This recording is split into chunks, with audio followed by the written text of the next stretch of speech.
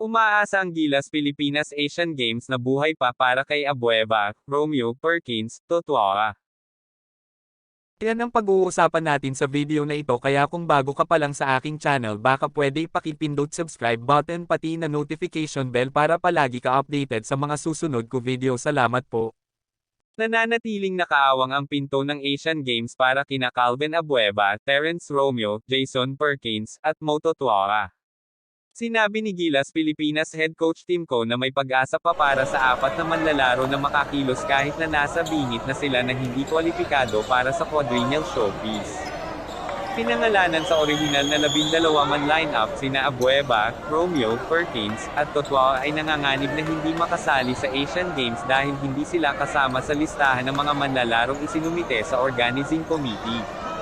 This forced the Samahang Basketball ng Pilipinas to bring in Arvin Tolentino, CJ Perez, Kevin Alas, and Chris Ross as standby replacements.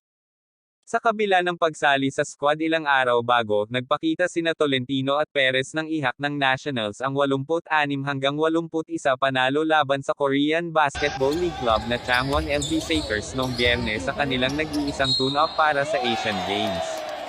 Nagtapos si Tolentino ng 9 points, 5 rebounds, 2 assists, at 2 steals, habang si Perez ay umikot ng 8 points, 3 assists, at 2 rebounds. Umiscore si Alas ng 2 puntos at naglabas si Ross ng 2 assists.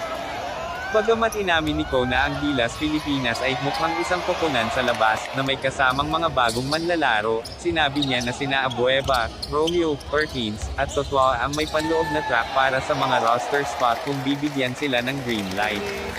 Ang Abueva, Perkins, at Totoa pagkatapos ng lahat ay nagbibigay sa pambansang koponan ng kinakailangang presensya sa loob.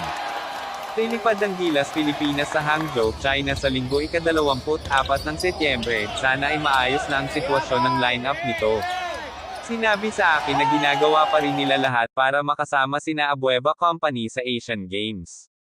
At magkakaroon tayo ng tiyak na oras sa ika-24 na September bago lumipad ang koponan ng Gilas. But by and large, we got our 12 right now and that is who we're going to continue to practice with, sabi ni Coe. Huwag mo kalimutan mag-like and subscribe sa aking channel. Maraming salamat po.